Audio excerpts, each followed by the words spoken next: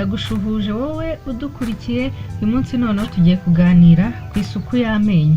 Hari igihe ushobora kubona woza amenyo yawe ariko ukabona ntago ari gucya ngo abe umweru nk'uko ubundi amenyo asanzwe ari umweru.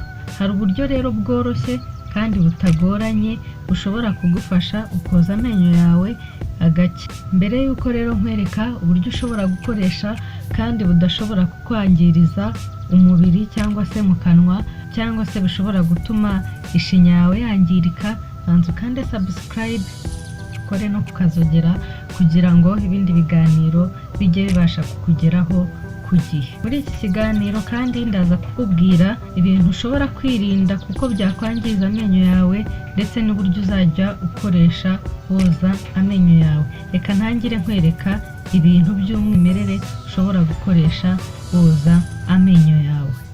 Hari ibintu by'ingenzi uba ugomba kuba ufite. Indimu iyo ari yo yose, ntabwo ari ngombwa ngo ari ikidimu kibyibushye cyangwa se indimu nini cyane, ni indimu iyo ari yo yose. Ukagira na korogate isanzwe, ni isanzwe, ntabwo ari korogate irenze, ni korogate isanzwe. Ushobora ukaba nanone ufite na baking soda. Aka ngaka rero kaba kameze nk'umunyu, ntikarura ntikabiha nta n'ubwo gahenda. Ushaka kwita ku menyo yawe wakagura muri farumasi cyangwa se mu ma supermarket, kagura 500 yonyine.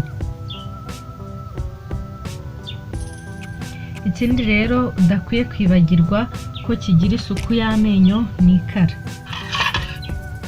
Ikara risanzwe rishobora kugufasha mu isuku y'amenyo kandi cyane.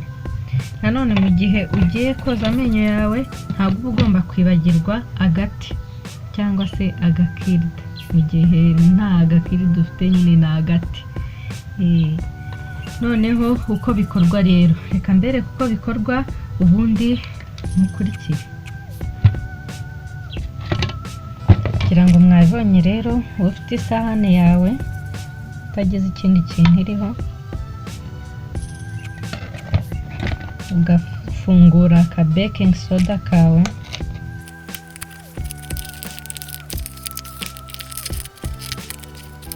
ushwanyuraho gatoya nk'ibisanzwe, ubundi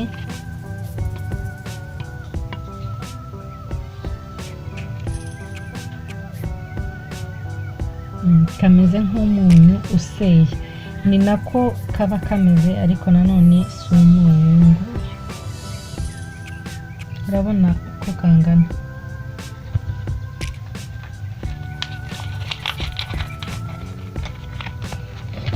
Ubundi ugashyiramo umuti wawe w'amenyo. Umuti w'amenyo ukoresha korogate.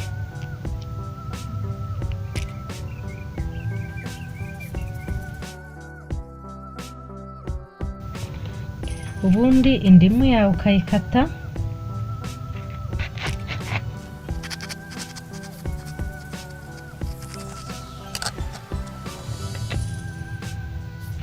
ukayikamuriramo.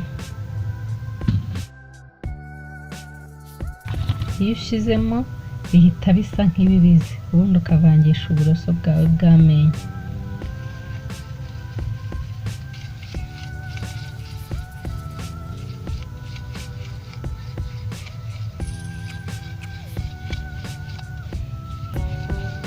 Ibutsa ko ubu buryo bwo gukoresha baking soda utagomba kubukoresha buri munsi kuko bishobora kwangiza ishinya yawe. Urumva nawe ibintu biba bimeze nk'umunyu bishobora kwangiza ishinya yawe. Niyo mpamvu ubu buryo uba ugomba kubukoresha nka 3 mu cyumweru.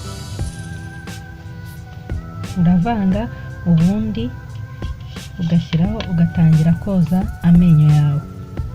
Koza amenyo uba ugomba kubikora hagati y'iminota 2 n'3. Nibwo buryo bwiza kuko nibwo imyanda yose ibasha gushira neza. Wibutsa ko burya iyo woza amenyo ntago woza nk'ukuba isafuriya, woza ahubwo uzamura unamanura gutya.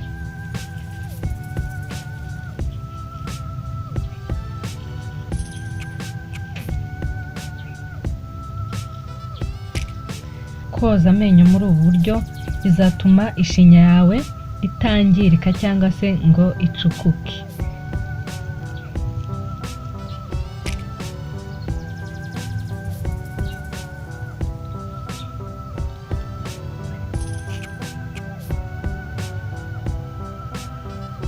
Uyu munsi ntago ndabereka uko bogesha ikara, ariko reka mbivugeho gatoya. Ikara ubundi urarihonda rikanoga neza. Hari abavuga ngo ushobora gukoresha ikara ry'igiti cya maydeni, ariko n'ikara risanzwe rirakora. Utabashije kubona iri kara risanzwe, ushobora kujya muri farumasi, naho bacuruza amakara yabugenewe yo koza amenyo. Ntabwo ugomba rero kwibagirwa agati ko kagufasha gukuramo utuntu tw'umwanda nk'utu tuba twafashe mu menyo hagati.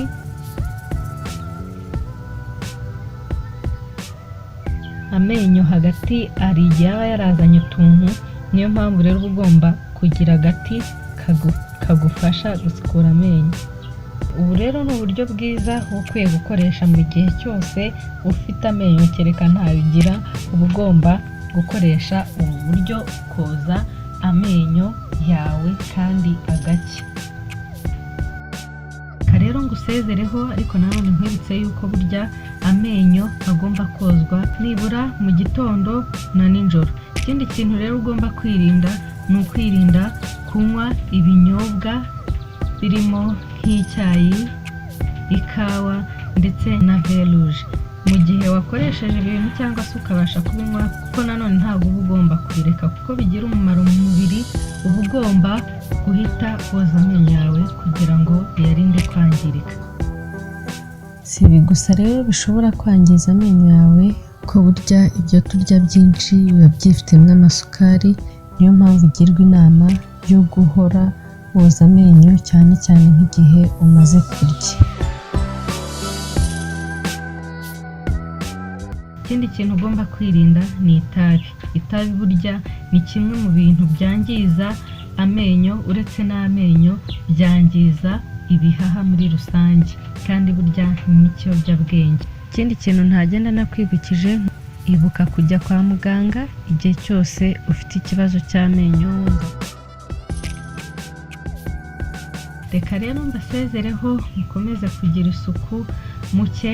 Ibyo mushaka kumbwira nzabaganiraho ubutaha, mubinyandikire muri comment. Naho ubutaha, Rwibutso Shema Gemini.